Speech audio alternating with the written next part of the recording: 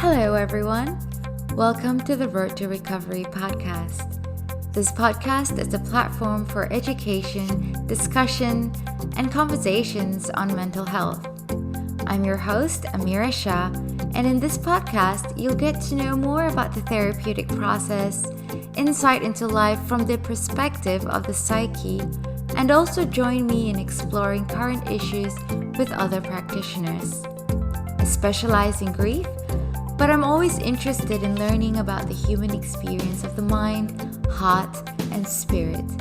So join me on this journey of in-depth learning about ourselves and the world we live in.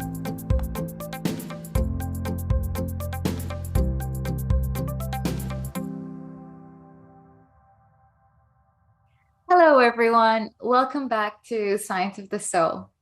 So today with me, I have Sidqie Junaidi. Sidqie is from Indonesia, but he moved here when he was a teenager, 14 to 15 years old, completely on his own, and he's been here ever since.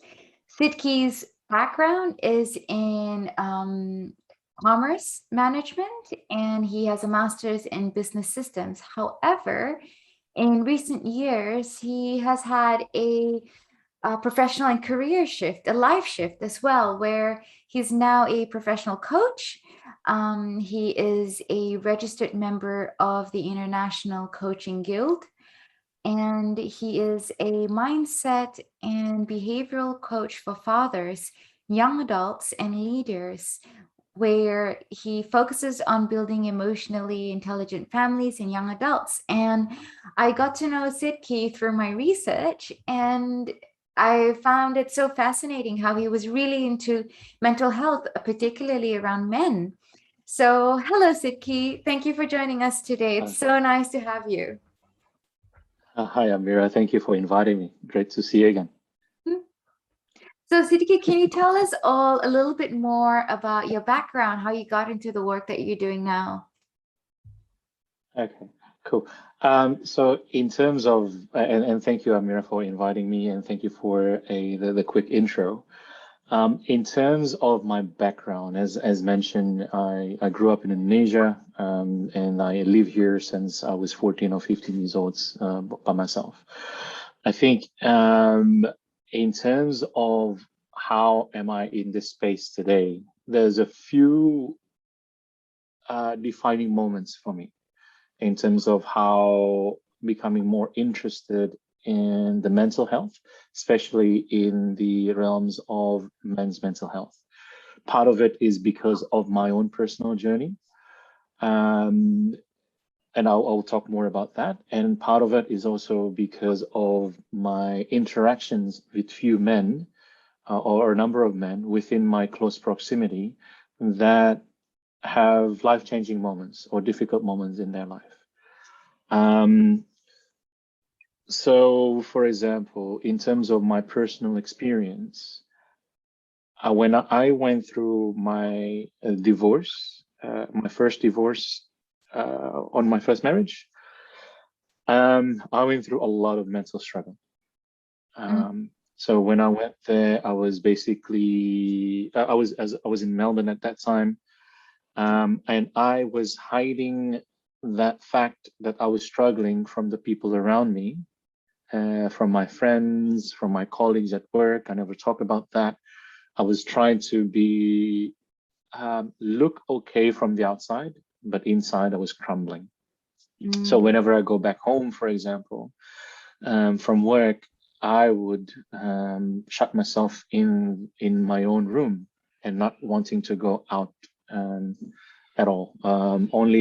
Only going to the kitchen, then make some food, and then eat as quick as possible, and then just basically shut myself in the room. And the thing is, whenever I go out, I felt, even though it's being surrounded by a lot of people, by friends and all that kind of stuff, and a lot of people basically, but I just felt alone. And because I have so many troubles. And the thing is, for me, is like, I don't want to bother anyone with my issues because I'm pretty sure they have their own issues to take care of. And back then, I think mental health was not something that I was really exposed to. Mm. I didn't know what it was, but I know I wasn't feeling healthy, and I know that I need to start new life somewhere. So that's why I decided to move to Perth from Melbourne. Perth, you said. Yeah, Perth. So I moved from Melbourne to Perth, just, well, primarily because of that. Mm. Primarily because of that, because I couldn't. I felt Melbourne was becoming too restrictive for me in terms of movements, but primarily because I was created mentally as well, right? Right. The other part is few men in my workplace, whether that's from my ex-colleague back in Melbourne and ex colleague back in Perth as well, who I have encountered with, and they were really struggling in terms of their life and their work. Unfortunately, one of my colleague committed or completed suicide Mm. back in 2019, and that makes me question in terms of what's going on in this space here, and that's where I started to deep dive into this space even more. Yeah. Mm. Oh, thanks for that. Yeah, often, I mean, that's the phenomenon of people in coaching and counseling and psychology or psychotherapy. Mm, Often it stems from some sort of crisis that we experience within our lives first, yes. and then Mm, suddenly we become a bit more aware of all the like existential and life crises that are happening around us with like through our friends, our yeah. family, and things like that. And then we're like, what is all this about? let's Yeah. let's figure it Yeah. out, Definitely. because there's something there and we Definitely. don't know very much about it. We're not really taught, or we're not very exposed to it. And yeah, then the deep dive happens, and I can totally relate. Yes. Yeah. Yeah. Yeah. Um, yeah. Unfortunately, that was the really the case with me and a few other coaches that I know and a few other therapists that I know as well. So there's a part of their life that they make things happen, and they suddenly realize there's got to be something that I can do. Yeah. So for me, this is something that I'm willing to take as well. Yeah, and Hmm. I sometimes believe, well, not sometimes, I do believe that the challenges that we face in life, despite how heart-wrenching, how catastrophic it is, there's always a lesson, there's always a room for resilience to be built. And there's always an opportunity for some sort of personal transformation or some sort of growth to happen. And when Hmm. it's so severe, and we really, we really dive into it and we really want to understand what it is about, we tend to have this altruistic sort of uh, inertia almost to want Hmm. to share that with people in a proper way, and so we go Yeah. and get educated, we go and get trained, and we try our best, I guess, to help. So I guess that's the healing Yeah. profession is. Yeah. Yeah. Yeah. So yeah, that's totally the case. I mean, the intention that I have is really about understanding. The initial intention when I went to coaching last year was about personal development for just Mm. for myself. Right? Oh. I was experiencing a lot of anxiety in my work and feeling very different compared to, like, there's a mental pressure inside me and Mm. just bubbling up. Mm. And I felt that I wasn't myself anymore in terms of, what's going on. I don't feel like never been like this before. And I just, basically just asking a lot of questions to a number of people. And basically that's how I end up in terms of coaching and really immersing myself in this space. And Mm. now, based on the results that I have with my personal life, and I said to myself, like, I want to help others in this space as well. Yeah. Hmm. um can I just ask, what Hmm. Why did you go into um, coaching when you were experiencing these like um, anxieties that you were talking about? And why Mm, coaching instead of like going for counseling? Why take a certificate or a qualification instead of, mm, doing that personal work? mm. Um, why coaching? Well, I'm not sure actually, to be honest. In terms of when I was deep diving into this personal development journey, I was looking for something that I can use for myself. Um, and there's two things, I guess, what happened. One is I want to do something other than my current work, Mm, i.e., I want to create a legacy and create something that is more meaningful other mm, than just the work that I do in corporate. yeah. But then I also need to understand what's going on within in myself. I, for me, when I heard the word about coaching, therapy, or psychology, I always thought those therapy and psychology are reserved for people who are experiencing some sort of more heavy mental issues, whatever the case may be. That's in my work because I didn't understand about this work. And for me, is coaching is something that something but different. Maybe I guess something that is maybe more suitable for me for my model of medium. Mm. So that's why I went to coaching.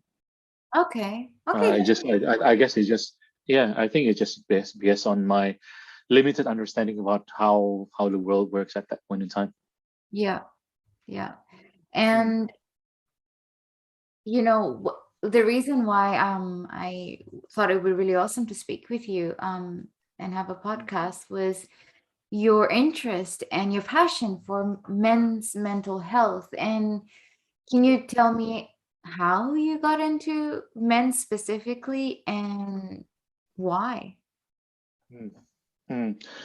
Um, there was an experience in 2009. As I mentioned, I had a colleague who committed suicide. So Mm, one of the that was one of my first turning point in terms of questioning what can I do in this space. So what happened at that time was I was working one afternoon, and then suddenly a friend of mine is tapping me on my shoulder. A friend of mine at work tapping on my shoulder, said, "You know this person? JB. Years ago, I heard that you were best friend with him. If I um, if I'm not mistaken."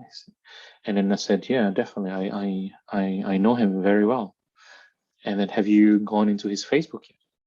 I said, "No, I haven't gone into his Facebook for quite some time." I just saw he said, my friend said, I just saw his brother posted on his Facebook giving the news that he just committed suicide. And for me, I basically just sits and was in shocked. I couldn't process that news. And I had to verify that by going to his Facebook. And then I just, you know what, I can't deal with that news. And mm, I just asked permission from my manager, basically, look, I need to go home and process this information and process this emotion as well. And um, I remember him as someone who I really, was very close to him back in the day when I was still working in Melbourne. mm, He was, he was the one in the team that um, makes the team really alive. mm, And for me, it was a very personal thing. Um, and that's probably why I question this in terms of what had I reached out to him. This is the actually the question that I inquire myself was, had I reached out to him a few months ago, when I received the news that or saw the news that his mother passed away, mm, just asking him, are you okay? Maybe giving him a place for to grieve or whatever the case may be, maybe that could have made a different outcome. Mm. And that is probably one of the major milestone for me in terms of looking into this space even more. And then I found out, men's have a higher rate of suicide compared to women, for Yeah. example. Women have more, according to the study that I looked into, women have more thoughts in terms of suicidal, Yeah. being suicidal. Yeah. But then men has completed that suicide more because they use more lethal means Yeah. to Yeah. to commit such. Yeah. Yeah. Women tend to, according to statistics, women have more attempts, but Hmm. Yeah. men are more successful Yeah. comparatively. Yeah. Mm. Hmm. So that's where I'm wanting to help in this space, just to help other men to say to themselves that it's okay to not be okay. Mm. Because in this space as well, there's a lot of social barrier or stigma Mm. that men has to really hold themselves together, because that's the expectations of men. So and that's again coming back to my story of divorce. Mm. In my personal barrier was I cannot. I need to make sure that I'm maintaining myself and managing myself. Mm. Okay, so I need to be performing at work, Mm. despite the fact that my mentally I was mentally not there. Mm. Just crumbling. Yeah. You know, I when did this happen? When your first marriage dissolved? If you don't mind me asking. I think can't remember now. 2010, It was more about 2010, 10 years. 2011.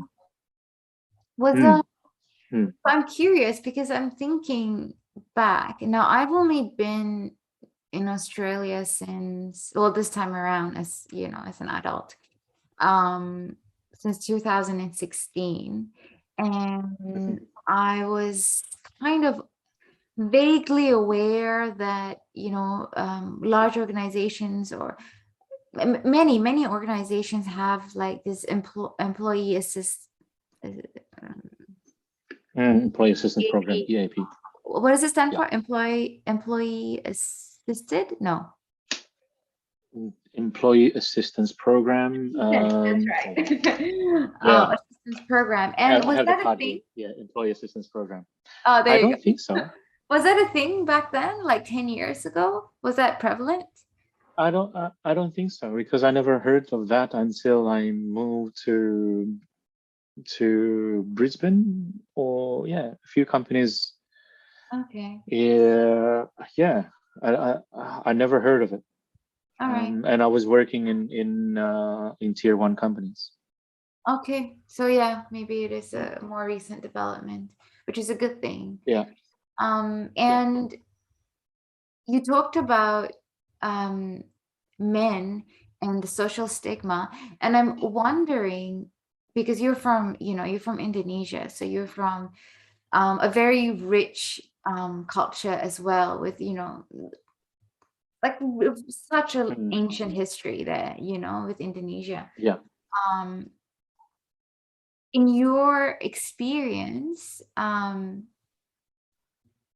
that social stigma Mm. around mental health, specifically for men, does that like does it vary across cultures, or is that pretty much the same thing? With us, with Western or Australia, with Southeast Asia. What do Mm. you think? Or maybe all the other cultures, all the different cultures of people that you work with. Um, in terms of men experience, Mhm.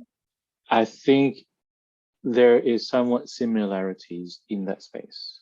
In Okay. terms of the distinction, for example, men cannot show their emotions when they are feeling sad, so they cannot cry. You're not supposed to cry in certain occasions, especially.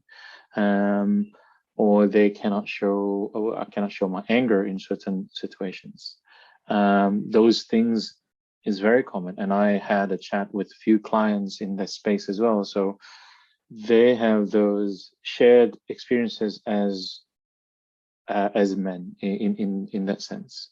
In Indonesia, or at least in the family that I was growing up with, or in that space in the culture, my parents, I don't think they know how to address my emotional needs, especially when I was showing up my heavy emotions. So they shut me down. So many times I would be, being put in a room, being put in a bathroom, and just lock myself, being locked in there, and just cried until I subside, basically. So I think those experiences are fairly common. Look, I think from that perspective, I, I when I visit this, when doing my inner healing, inner childhood work, and all that, looking on from the compassionate perspective, I had my parents did that because they don't know how to address my needs, and that's, looking back, I think just being more compassionate in that perspective as well, because perhaps when they grow up, they didn't know how, their parents didn't know how to as well. So it's just a cycle of patterns being passed on from the previous generations. Um, and I had, growing up, when I was, past that 7 years, 8 years old, I had more, closer relationship with my parents then. But yeah, they're just not sure or how to address when I'm showing up my big emotions. Um, Again, across culture, I think there's similarities in terms of this space that men can't just show their emotions. Women, there's maybe there's some concessions in that space, much more than men. But yeah, men just, they're a different thing altogether. There's this so it is gender specific rather than culture, or maybe at Mm. least to our knowledge, or Yeah. the cultures that we've been Mm. exposed to. Yeah, you're right. Mhm. It's okay for women to cry, but men have to be strong. Or there are many times that Yeah. I've spoken to like heaps of clients, and women as Mm. well, and there's this idea of staying strong or being strong, and listeners can't see, but I'm Mm. like holding my fingers up and making quotation marks. um but yeah, this being strong thing, it irks me, it bothers me when Yeah. someone says, but I had to be strong, but we have to be Yeah. strong. But it's like, what does Yeah. strong mean to you? Does that mean that you put up a wall so that or a facade Yes. that you're not overcome with emotion?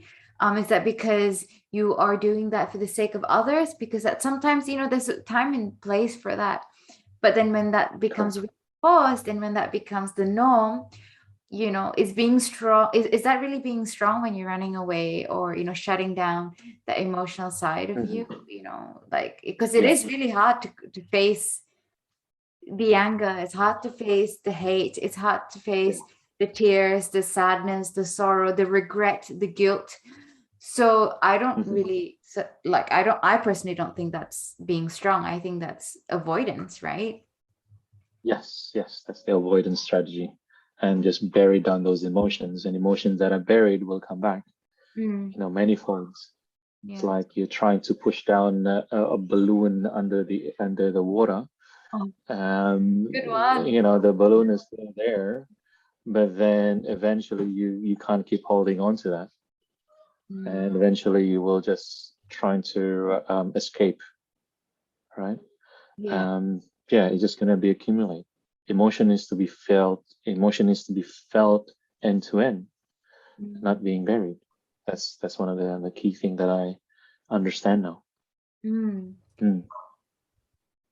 So what are the other factors or the main factor that you think contributes to men not wanting to seek help, and not even like wanting to seek help, not even acknowledging or addressing or being conscious of the fact that Mm, help is needed?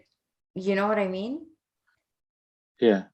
Uh, maybe I think it's come back to one is the social stigma, Okay. right? The social stigma is there. That shame, feeling shame if men's looking for help and all that. The Mm. other one is also, again, reflecting back on my experience. Maybe we just don't know that we do need help, or not having the awareness that I actually can seek help with um, uh, this mental challenges that I'm experiencing. Mm. Now, the thing is like, fortunately, right now is being talked about more Mm. in corporate companies and all that stuff. That's why we have those EAPs and mental health day and wellness program and all that stuff. Yeah. But for many others who don't expose to those conversations, the awareness is not there yet. Mm. So they're not sure. I'm feeling down. I'm feeling this XYZ, but I don't know. I don't know who to seek help from. Right. Um, yeah, I think those two things: social stigma. If they know that they need to seek help, then there's a feeling of shame that they want to seek help. The other one is totally don't understand, but Right. they do need help. Yeah. What do you think are the predominant physical manifestations or behavioral manifestations amongst men who, might be experiencing, yeah, lack of wellness, mental health wise? Um, Feeling a lot of anxiety is one. Feeling really stressed. It's also manifested in their overall everyday performance in terms of work, for example. They're not being able to concentrate. They will feel, again, coming from my personal experience at work, it also manifested in terms of physical well-being. Sometimes they feel nauseous at work easily, migraine, headaches, and all that kind of stuff very easily. And there's a study of the mind, the mind-body connection, that if you're being stressed, then you're also going to have you're going to upset your stomach, right? You'll The whether mind gut. that's, yeah, Yeah. yeah, the mind gut connections to Neville, what do you call it, polyvagal theory, and all that kind of stuff, right? So there's a lot of manifestations of that reflecting in our body as well. Mm. So Definitely. psychosomatic symptoms. Yeah. What Yeah. about And behavioral? what Oh, sorry. behavioral, yeah, and there's many things. For example, the one common thing is having those self-negative belief is very common. Okay. I am, and then insert negative Mm. label about ourselves. I Mm. am dumb. I can't do anything right. I am, such and such. Mm. So that's pretty common as well. And again, again, what it comes up in the behavioral externally. Mhm. Addiction can be one of the behavioral that is being displayed. And addiction is not only alcohol and drugs addiction, but anything that is unresourceful. So, Yeah. for example, if uh, uh, playing video games just Mm. because that person just wants to get away from a certain emotions, is one of the addictive behavior. Becoming addictive to work, or Mm. addictive to going to the gym, for example. Mhm. Basically asking the question, why do you do XYZ? Mm. It's coming back to the intent of the why underneath it. So in these examples that you've given me, I mean, two Mm, things come to my mind. So obviously there's that escapism or that avoidance, but it mm. also could be a coping mechanism, right? So Yes. Yeah. let's take, I mean, okay, when we think about video, so obviously a lot of these things, in order to realize that you might have a problem, is to have an awareness that your behavioral manifestations, so just your behaviors, are a bit excessive, with the games and things like that. Yes. And Yeah. I'm pretty sure within the family, there'll be other people that will call you out on it, like, you're spending a lot of Mm, time, like, can you, so there's that, mm, mm. social, what you call it, So that feedback. sorry, yeah, the social feedback, thank you. So the social feedback Yeah. that you're exposed to, and given the lockdown and all that, sometimes we don't have that social feedback, Mm, and maybe other people in the family are also having their own escapisms. But what if we, we get quite so-called addicted to, working out, for example, um, mm. or something that's seemingly productive, like Yes. mechanics, fixing everything that is possibly not right with the house, Yeah. trying to Yeah. be really Yeah. perfect with, the work that we do, to an extent that, it might be obsessive. And again, is it, so where do you draw the Mm. line between, coping and this is a problem and escapism? Um, it really come back to the internal world of that person. This is from my perspective, right? There's a difference between a high performance achiever, for example, and a perfectionist. Mhm. Perfectionist needs to do X, Y, Z perfectly. Um, but then, and high achievers is also had to do, certain tasks very well. But internally, the way they process their emotions is different. Okay. So a perfectionist may still feel hollow inside even after they have done XYZ to an nth degree. But high achievers will feel content because, hey, I have delivered this activities to the best of my ability. So it Mm, comes down to the internal, what are they feeling?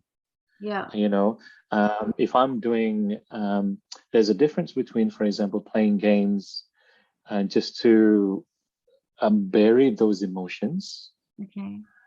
compared to and they're playing it for hours and hours and hours just because it's an escapism mechanism, right? um, and then just playing it for leisure, they just do it for 1 hour and then that's it, they just Mm, walk away from it. mm, um, mm, so again, coming back to the internal world and what they're actually trying to achieve. mm, So the other one, going to health and exercise. What is the intent? Why do they want to do, have do such a heavy regimes? Is it mm, because they just trying to get away from loneliness because they feel lonely at home? They don't have anyone to connect with, and that's the only thing that they can do to escape from loneliness or mm, whatever the case is. So yeah. it's coming back to whatever is going on inside. Hey guys, thank you so much for tuning in to Science of the Soul. This is a short interruption to let you know that if you or someone you know are in need of more support, you can find me at Road to Recovery on my Facebook page, my Instagram, or my website at aroadtorecovery.org. I hope you've enjoyed listening so far, and now let's get back to the podcast.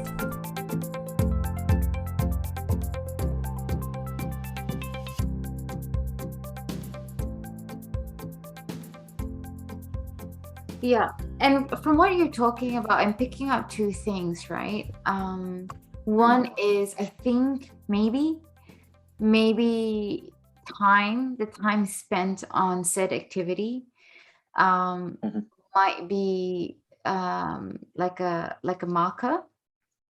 And then Yeah. another thing would be what you said, the internal experience. So with whether you are, content or still compelled or have a Mm. compulsiveness about it, whether you feel satisfied or not after, whether, I guess, maybe how much you're ruminating about it, about the activity, which is actually the thing that's masking the issues, Yes. whatever's happening beneath. And I'm also wondering, how does this play out in a marriage or in an intimate relationship? What Mm. happens there from a perspective of a male? Because that's something, Yeah. I don't have very much experience in, and I'm pretty Mm. sure it plays out significantly in that Oh, space. yes, very, very. So one of the reason why I was mentioning gaming, because gaming is one of my unresourceful coping strategies, Right. right? Um, Before I was doing the work of coaching and personal development, etc. One of the way for me to bury those stressful feeling from work and also stressful feeling from um, uh, life at home, for example, with my connection with my wife or kids or whatever the case may be, becoming stressed is going through gaming. So Mm. even during work days, for example, I would play games until 12 o'clock, 1 o'clock at night. Well, And even during the weekends, I would do that. But then I was just doing it on the weekends and sorry, weekdays and weekends at nighttime. mm, Um, Now I realize when I was starting doing this work, and definitely during that time, mm, my wife would complain quite a lot, right? In terms of why you keep playing this, why you do, or you don't have any time for me. You would have time for the game, and you becoming very tired during mm, daytime, and whatever the case may be. It created a lot of tensions as well, right? Um, and but then inside me, I was saying to myself, I'm trying to get away from stress from work. I'm trying to get away from feeling those stress, mm, right? Um, and yeah, definitely there's becoming a lot of issues because of that. It's a pattern that that I have with me, that mm, whenever there's something stressful for me, I need to do XYZ just to mm, get away from that feeling, because for me it's uneasy. mm, um yeah, so one of the things that I was working on the past 12 months, doing the inner child work, and all that, is understanding what are my coping mechanism, unresolved strategies. So gaming is one, and many more. And I'm reducing and just managing my time around it. And now I'm basically just feeling my emotion through whenever I feel stress, or mm, talk about the stress with my therapist, with my coaches. mm. So I will able to, let them out in a safe space. Hmm. Thanks for sharing that. That's really interesting. May I ask another question around that? Yeah, Um, sure. in Yeah. terms of relationships, Hmm. how does mental health, or the decline of mental health, um, impact the intimacy Hmm. with partners? How is it impacting intimacy with partners? Very, very apparent, unfortunately. Again, because if their partners feeling stress and they not sure how to communicate that with anyone, um, whether that's through professional work or through their own family members with their spouse and all that stuff, for whatever reason, um, it created a lot of tension in the relationship. So there will be a lot of reactivities rather Mm, than emotional connection, for example. Very easily to push the button. Whenever a partner asking about, very minor question, and Yeah. then suddenly getting very easily triggered Right. because um yeah, because that person is not feeling like themselves, Mm. and just getting, getting heated up. Those fightings, argument is just going to be escalating very um yeah, easily. Yeah, I can imagine. Yeah, unfortunately. Yeah. Mm. So trivial things can easily Yeah, trigger. And yeah. look, I mean, not to be biased or anything, but I come from also similarly a culture where it's a patriarch, Mm.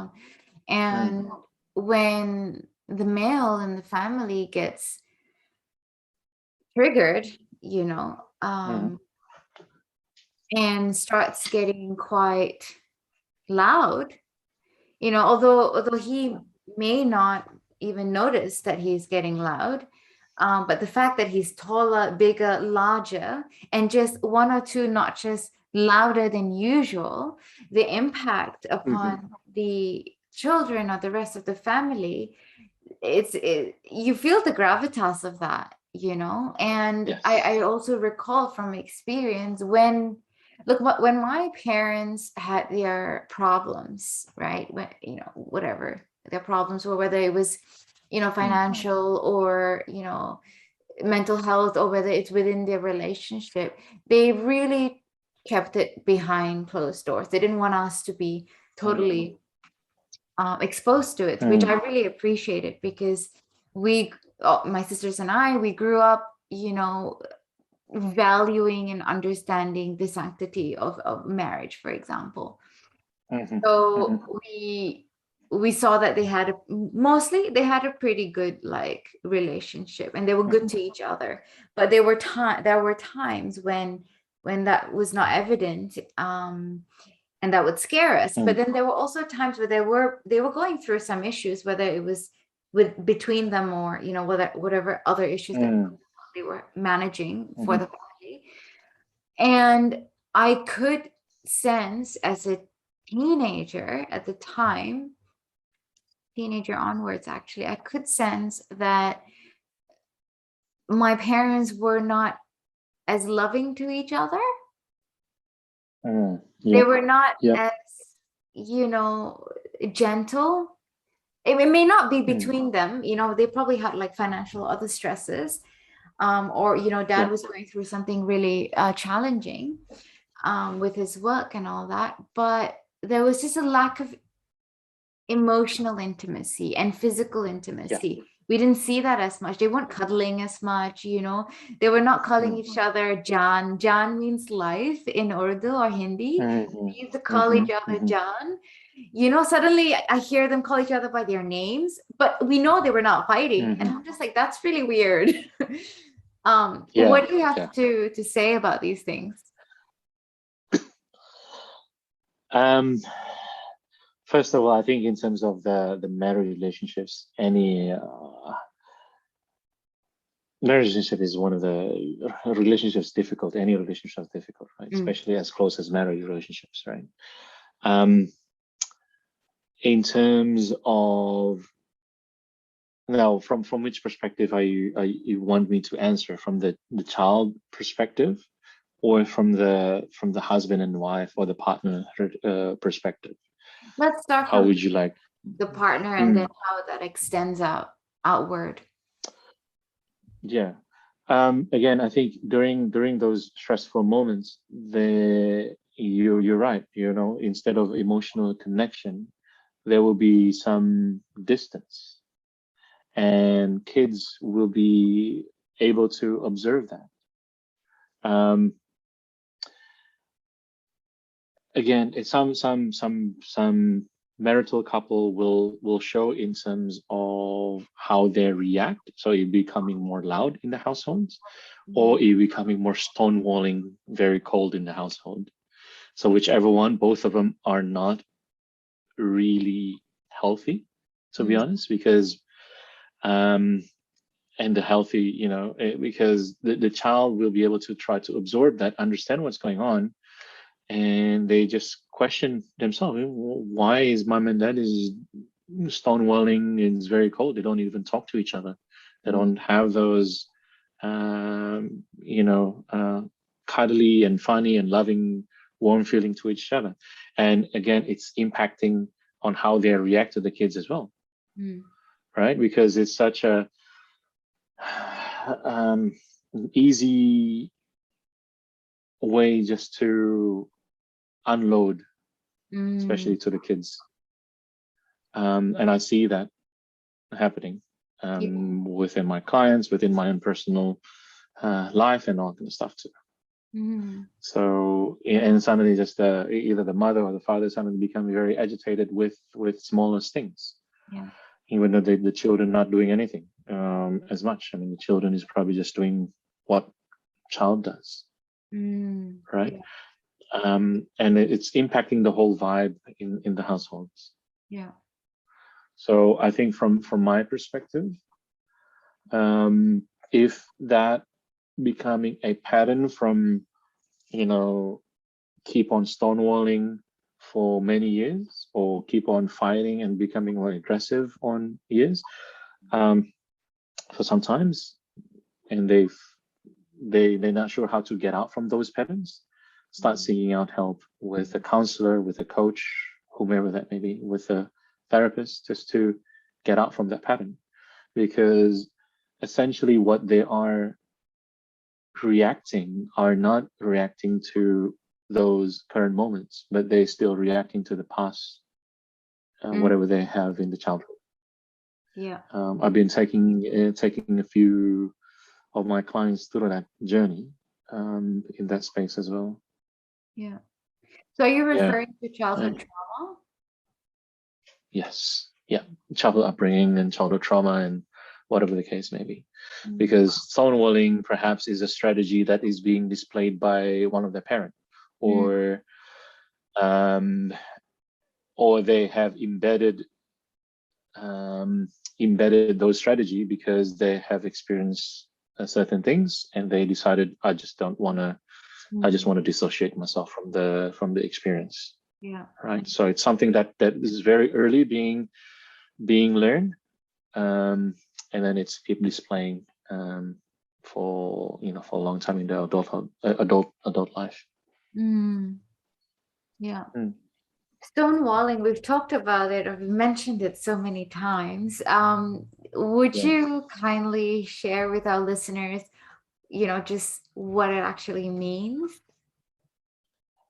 Stonewalling is a strategy where, well, basically you put a wall between you and the world around you, and you don't want to emotionally, sometimes it can be physically as well, and it's becoming distancing from you and that person.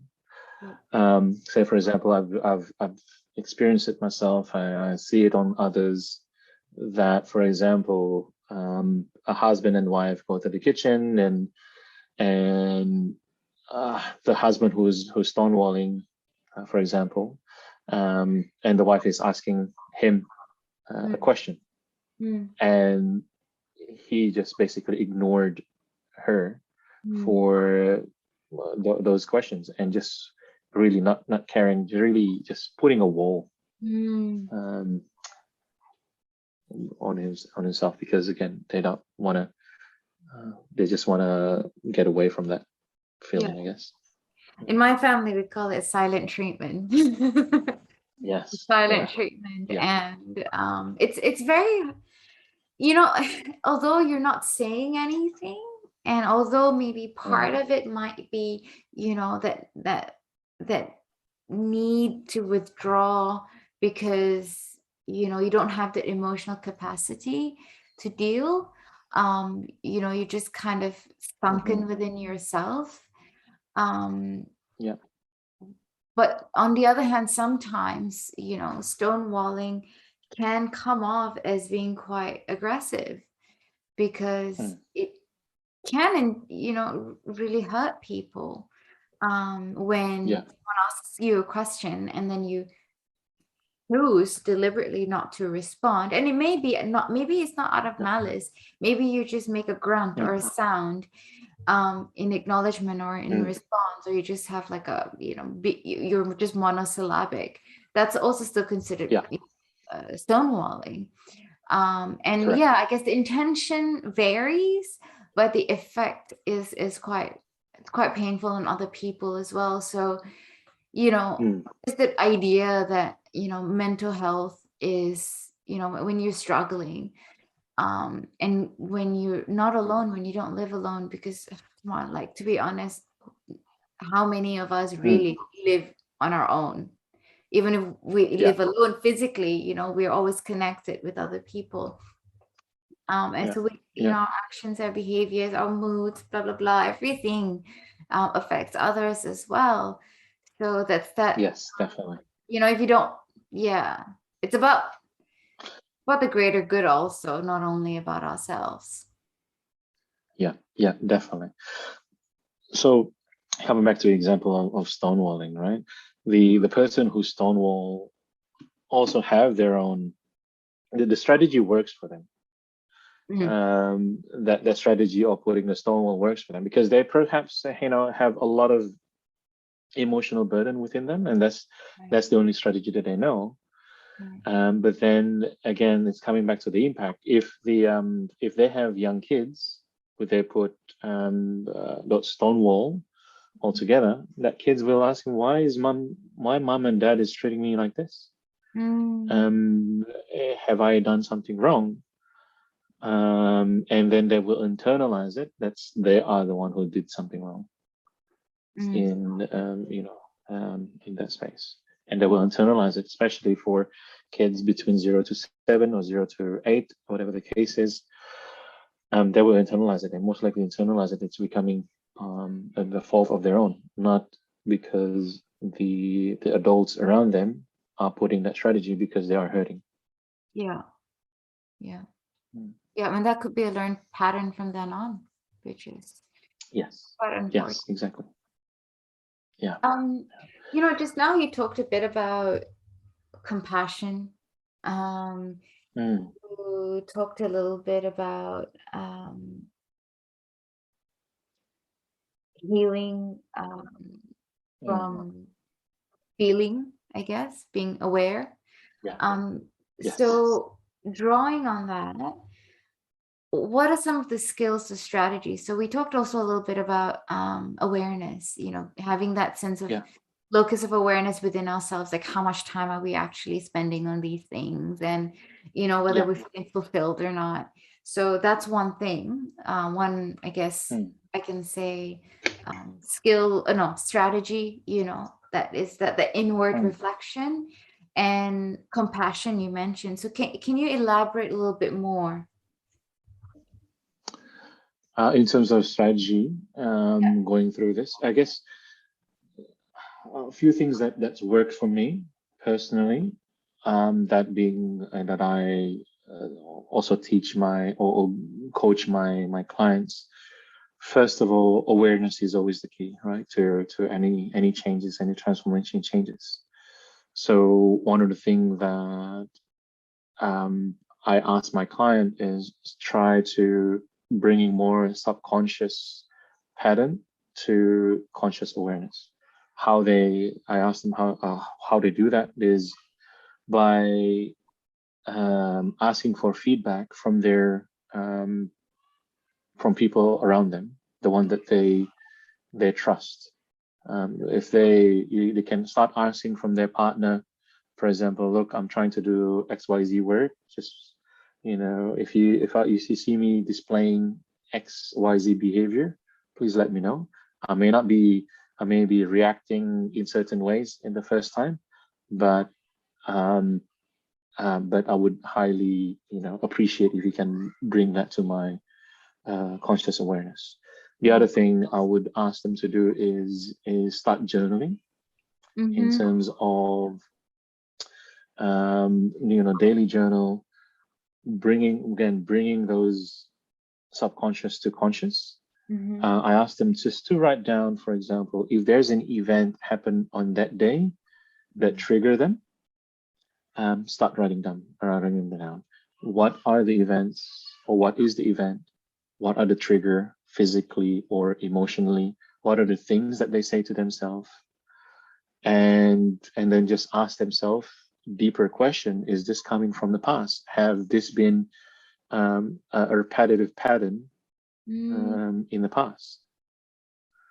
And then the other one is especially for those feeling those anxiety and or feeling triggered in terms of fight, flight, um, fight, and fawn emotions or trigger, is being connected with their body, with themselves through the deep breathing techniques, for example. That's I'm going through that with my clients as well.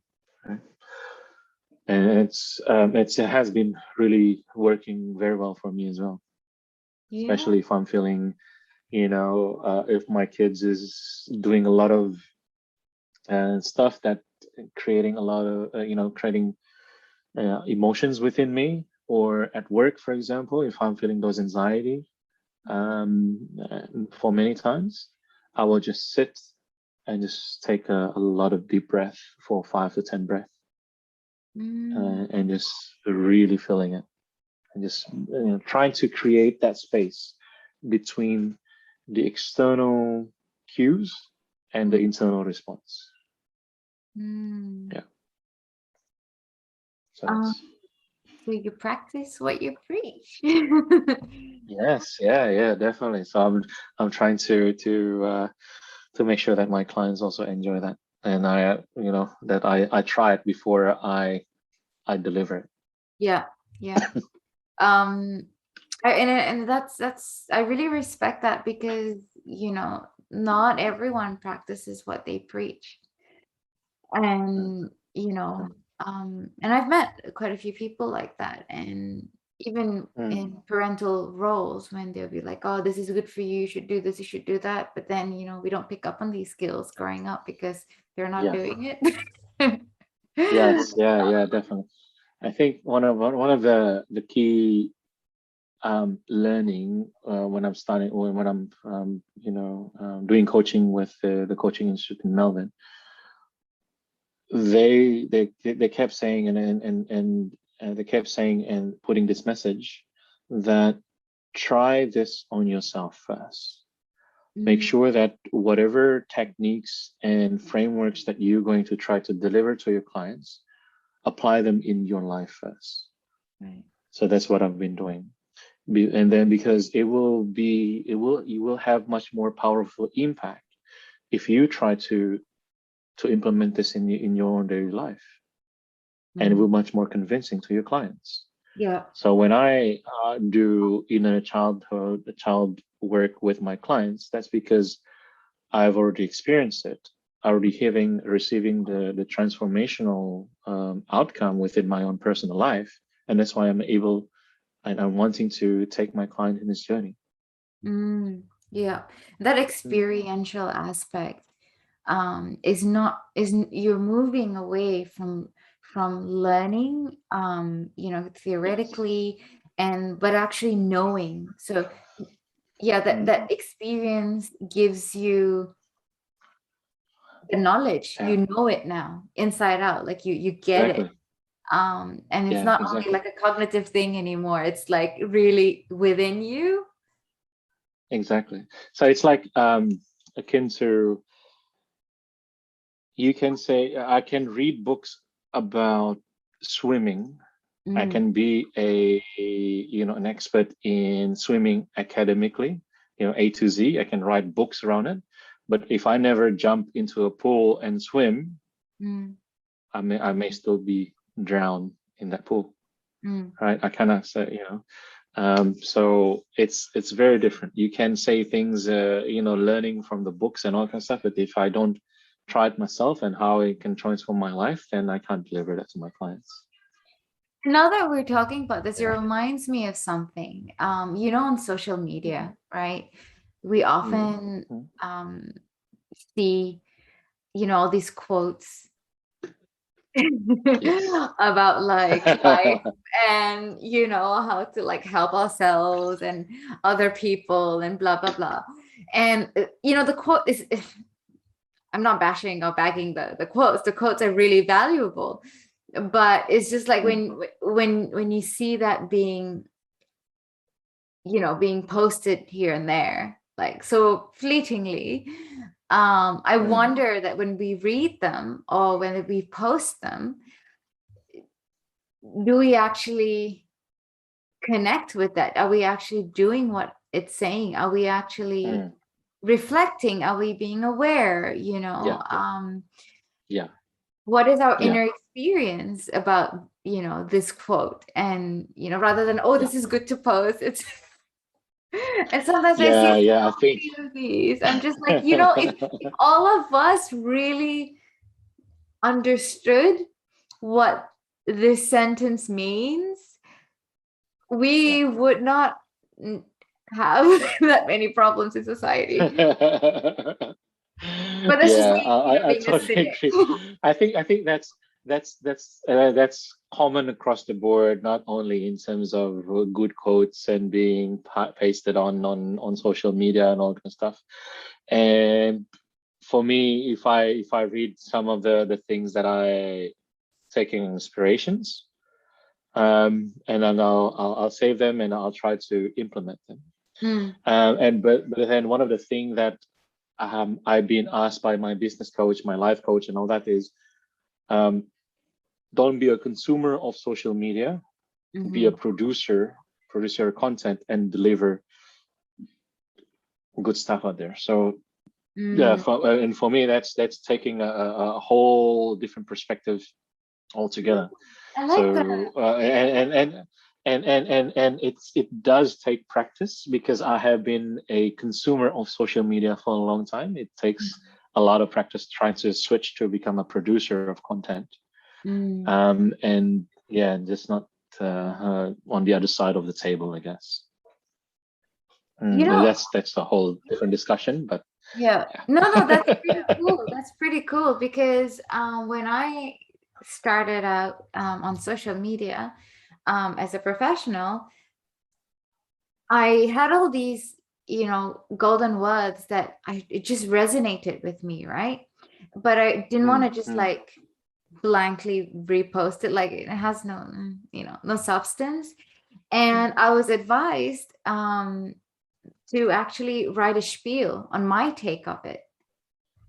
And mhm, through that, I really got to, it's like writing a little journal snippet about like a quote that you see, and how that, yes, how that resonates with you and how and why. And, you reflect a little bit. And as you're yeah, writing that while you post, you kind of like, you're working more and you're feeling more yeah, and you're really grasping it yeah, on a different level.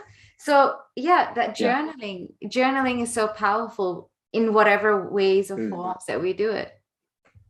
Yeah, yeah. When I started, I never journaled before, so I just journal in the past 12 months because, again, my therapist, my coach asked me, start bringing your conscious, subconscious to your awareness. So Mm. now I'm just, checking in myself at the end of the day. Oh, what happened today? Oh, there's something triggering, that just happened today. Okay, I'll just write it down. And yeah, it's really powerful too. What about the Mm. positive stuff? Do you the The do you, positive stuff as well, yes, yeah, yeah, yeah, okay. That's the because gratitude. there's things that yeah, there's the gratitude bit. What am I feeling thankful for today? It can Mm. be as simple as, what, when I walk in the door from work today, my kids just started jumping on me, whatever the case may be, right? And that's Yeah, something that you just want to cherish yeah. because, as a father, I think those moments can, uh, it's just going to be fleeting, but those emotional can have a long-term imprint in Um, our amygdala, in our hippocampus, whatever the case may be, right? In our limbic brain. yeah. Oh, thank you for saying Mm, that. I did want to mm, share a little something um, around this is because my research is around death and bereavement. mhm, And I guess the way I approach, I guess triggers, positive or negative events that happen during the day, week, years, whenever I do reflect, which it's quite often, mhm, and I'm happy to say that, it is. like building a muscle. Reflection is just something that just happens now. Is Hmm. that deathbed approach? How am I going to How does feel that work? about things? Ah, um, yes. Okay. like, if I die tomorrow, that's the other thing. If I Yeah. die tomorrow, would this Yeah. really matter? How much would Yeah. it matter? Yeah. So I take Yeah. a little bit of an Yeah. extreme approach, but it really helps Yes. with perspective, and it Yes. helps in Yeah. existential psychotherapy to just Yeah. lay things out. Yeah. Yeah. So I also do that with my clients. There's two ways I'm doing that with my clients. For example, when we are doing the the long-term journey and long-term understanding of where they want to go in their life, I ask them to create, imagine themselves, what would they, families or partner, children will say about them at the end of that journey, life journey, Right. right? And I asked them to I'm taking them into that space. I asked them, can you imagine yourself in such a place? What are they going to say about you? And the other one and then from there, the one that I asked them to just do on everyday basis is this. Before you interact with people, whether that's your family members, whether that's your colleagues at work, whether that's your leaders, whomever that may be, I asked them, what is the emotion that you want to leave them behind about yourself? Mm. How does that work? For example, before you pick up the phone to your colleague, how do you want them to feel about you on that? Mm. And then this is the same question that I ask myself, for example, before when I'm feeling stressed at work and all that stuff. Um, Before I walk in the door, what is the emotion, imprint that Mm. I want to live for my kids? And if I'm feeling stressed from work, I'm just going to ask my wife, for example, for a space. Can you just give me 5, 10 minutes just to process things? I would like, have a shower. I would just lay down and feel the feelings that I'm feeling at that day, that based on, from the workplace, whatever the case may be, Yeah. and just let it sit within my emotion, and Yeah. then just let it go as well. And Yeah. then after that, before I interact with my kids, I would bring my conscious awareness. How do I want them to feel when I am in their present? Right. Right. So not only the long term of, what is the legacy, what is the obituary that you want to say to yourself, what are the family is going to say about you, but Mm. how you can bring, and then how you can bring that on a daily life, on a daily interactions, I really like right? that. I really like that part where you kind of prep your mind. You give yourself the Mm, time and you ask for permission in order to transition from, one headspace. Because often when we enter the house, or when we're transitioning in with our tasks and throughout the yes, day, our headspace changes, and that correct. seeking of permission and making that quite, what do you call that, quite normal, normalizing that Mm, and having that intention. It, mm. I really like it. I really like it. Thank you for sharing that. It sounds like all your You're most welcome. approaches are definitely proactive, Mm, but it sounds yes, like there's something that is definitely. they'd be able to, like, people can be able to cultivate that quite easily over time. Yes, yeah, definitely. So it's an everyday habit, things that I usually take my clients with. Mm. Um, and something that is small to do, but it can have a greater impact, I guess, in terms of moving the needle, moving the trajectory where they want to go. So yeah, it's just a Very totally cool. different Very experience, I cool. guess. Thank you, Sidqui. It was, look, it's been You're really, most really welcome. lovely to speak with you about these things. I really appreciate it. I've enjoyed it. I've learned a few things. And just for the Yeah. listeners, would you like to tell them a little bit more about what you do in terms of your coaching, and also where they can find you on social media? So I can be found on on Facebook. I don't have any website at this point in time. So my Facebook, try to search by Reconnect Q on Facebook.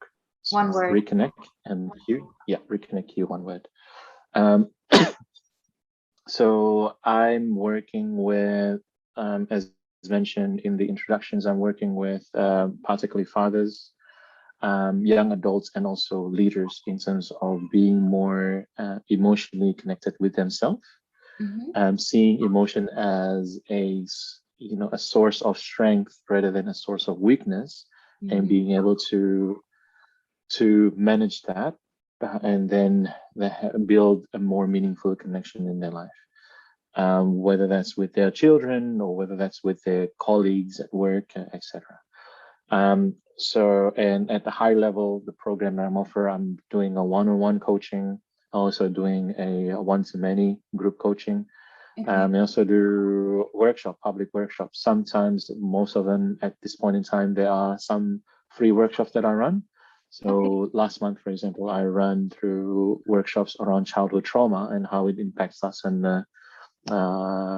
in our day-to-day life. And next month I'll be running another workshops in regards to building emotional connection with your children through the 5 love languages. Um, Okay. so yeah, and then I also do um, an ad hoc work with my clients, so per sessions. And I'm currently building a 3 months program. So much more intense in terms of program and mentoring, coaching and mentoring. And then after that, it will be a different things altogether. Yeah. So just a couple of questions. When this 3 months program, is it weekly, bi-weekly, fortnightly? I'm still developing that at this point in time. It will be at this stage, I think it will be fortnightly, Okay. with access to my group coaching sessions as well. Oh, nice. And I'm also building a resources library for the clients, so they can have access to the past workshops that I've done. So collating some, creating workbooks and ebooks and all that kind of stuff, so I can put it in there. And I'm collating a few other informations based on that I feel will be able to benefit my clients. So that 3 months journey is really about taking my clients into a journey of emotional awareness, Yeah. emotional management, and Yeah. then social emotions. Be how to take that to externally. Okay. And how big are your groups Mhm. generally? Um, I haven't started my group coaching as yet, but I'm looking for usually around 5 to 8 people. Okay. So So in the that's past, I have done group coaching around 5 to 8 people. In terms of group coaching, workshop is much more open. mm, Workshops, between 15 to 30 people is usually the one that turn up. But group coaching uh, is much more intense, and I would like to have limit that to 5 to 8 people, just not more than that. for a little bit of clarification, what's the difference Mhm. between the workshops and the groups? Um, Group coaching will be okay. Workshop is much more material delivery, Okay. and is much more for public. Okay. The group coaching is taking them into again, it will be a combination between those. The 3 months program, it will include that group coaching in there as well. So the group coaching is more, okay, what are the things that they have issues with, whether that's from family perspective or life in general perspective, and bring it to the table within the group. So it's creating those connections with each other as well, Yeah. So it's collaborative. becoming like a support system. Yeah, becoming more like a support system between them. Yeah. I see. Yeah. I see. And in terms of the workshop, the length of a workshop, would that be just a one-time thing, a few hour thing? Um, so at this point in time, trying to run monthly workshop Mm, between 1 hour to 1 hour and a half. okay. At this stage, there are free events. Mm, Um, and I may going to have or run a paid workshop later on the track as well, wonderful. depending on yeah, we'll see how that one goes. Awesome. Well, thank you so Yeah. much, Sidqie, for sharing. Is there No, anything thank you very else much. Appreciate you that. want to share with No, our listeners? no, I think yeah. Again, if they willing to connect, let's connect through social media, and we can have those engagement further. So it's Cool. yeah. Thank you again for having me, Amira. Appreciate that. Oh, it's such a pleasure. Thank you so much for your time, and we'll speak again soon. Take care. Thank you. Thank you. Have a good one. Bye, everyone.